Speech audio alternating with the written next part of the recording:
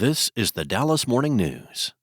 It's Friday, May 30th. A mix of sun and clouds today with a little less humidity. There's a slight chance for a shower later this morning and early afternoon. The high will be 83. Partly cloudy this evening with a low of 66.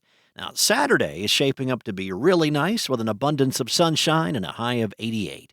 Sunday may bring a little rain and a possible early morning thunderstorm. Skies will clear as the day progresses with a high of 86. Overnight lows will be 70. Here are today's headlines.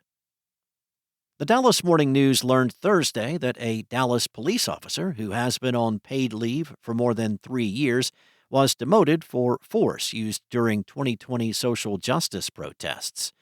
Senior Corporal Ryan Mabry was demoted to a civilian employee status by Chief Daniel Comeaux last week for his actions during downtown Dallas demonstrations after a Minneapolis police officer murdered George Floyd. Mabry's attorney, Robert Rogers, declined to comment. Mabry had to give up his Texas Commission on Law Enforcement license last year as part of a plea deal in a criminal case stemming from his use of force in 2020. He can no longer serve in a sworn capacity. The demotion means his salary will likely be lowered. The chief said he consulted with Mabry's supervisors and command staff, and the decision to demote Ryan Mabry was not made lightly.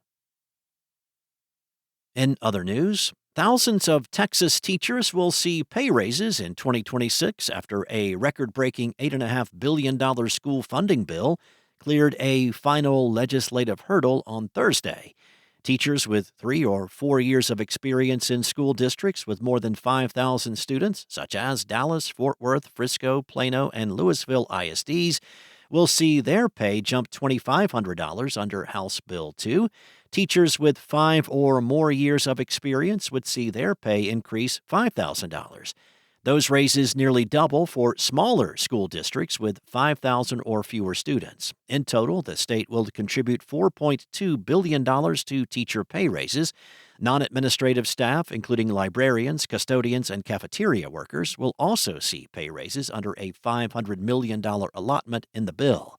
Governor Greg Abbott has promised to quickly sign the bill once it reaches his desk. Next up, a former Little Elm ISD custodian was arrested Wednesday and is facing charges of continuous sex abuse of a child, a first-degree felony.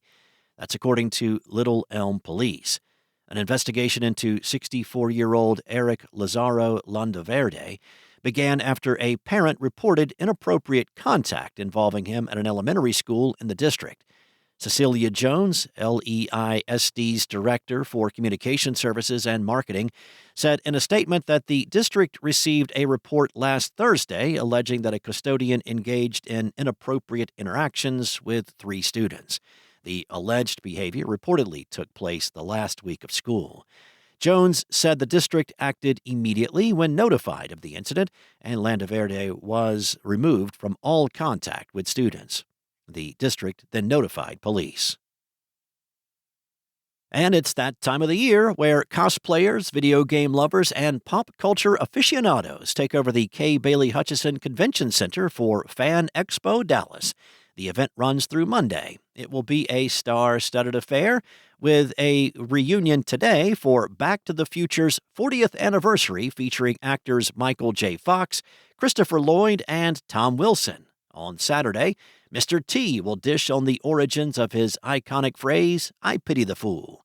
Alicia Silverstone and Breckin Meyer are winding the clock back to the 90s to discuss the cult classic Clueless.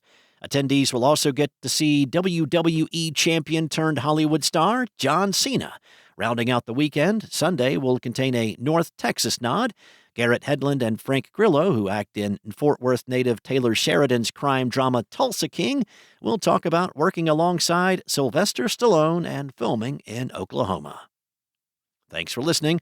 For more on today's stories and the latest breaking news, visit dallasnews.com. Enjoy your weekend, and I'll be back on Monday with more from the Dallas Morning News.